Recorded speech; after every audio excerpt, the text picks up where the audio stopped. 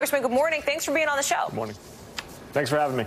Sure. You got some Democratic colleagues of yours, for example, Congresswoman Alexandria Ocasio-Cortez, out now in public saying they're going to need progress on both bills here. Talk to us about conversations behind closed doors on that. How serious is the threat to forego, for example, the bipartisan deal if you don't get the reconciliation deal done? We're going to focus on passing an infrastructure deal right now.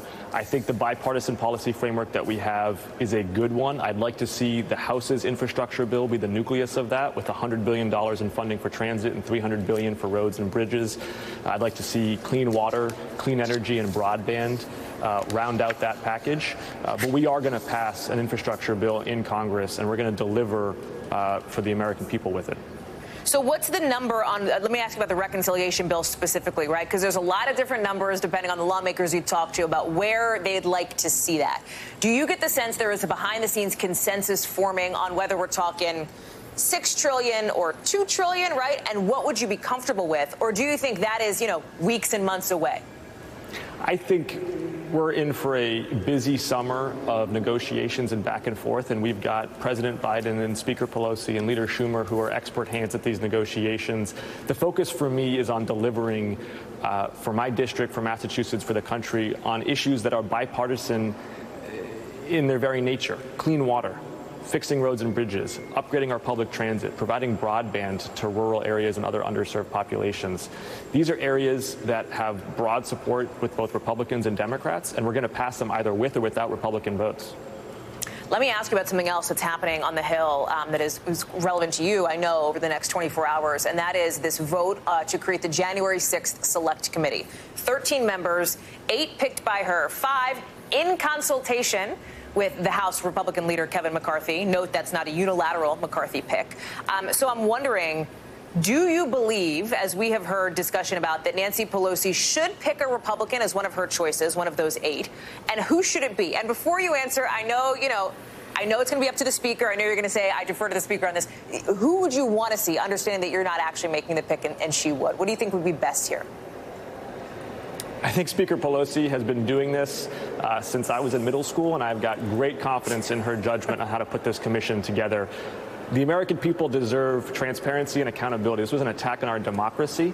This should be as apolitical as possible, and we need to get answers, and we need to set up some recommendations about how to prevent it from happening again in the future. So given that you'd like to see it be apolitical, do you think it would make sense then for the balance to be a little more, a little less lopsided, if you will, and for the Speaker to pick a Republican? The Republicans had their chance to make this a truly apolitical and bipartisan commission, and instead chose Trump over truth. We'll leave it on that, and I understand your reluctance to get into it, Congressman. But let me ask you about something else, because there's another vote today on a resolution that would remove Confederate statues from the Capitol, and it would replace the bust of Chief Justice Roger Taney with one honoring Thurgood Marshall. I'm sure you remember a similar resolution passed the House last year, stalled in the Senate. Do you think it'll be different this time around? How much do you think the needle has moved on this? The Dred Scott decision was one of the low points in American history, and I think it's highly appropriate that we take a hard examination of these issues and decline to celebrate those who made decisions that undermine racial justice in our country. Very quickly, before I let you go, I want to turn quickly to those airstrikes on the Iran-backed militia targets in Iraq and Syria. Rocket attacks already following on U.S. forces in Syria. Iran's leadership obviously not happy. I wonder how you see this having an impact on U.S. interests in the region, including these hopes from the Biden administration on reviving a potential nuclear deal. This is in keeping with, I think, a broader strategic approach to Iran, which is that there are 3 core issues here. One is their development of a nuclear weapon, one is their funding of proxy terror groups, and one is their development of ballistic missiles. And those 3 issues are going to require the whole range of American responses, from diplomatic to economic to, at times, kinetic.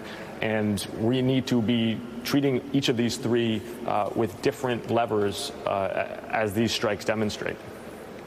Congressman Jake Auchincloss, thank you very much for being on with us this morning. We appreciate your time. We got a lot more coming up.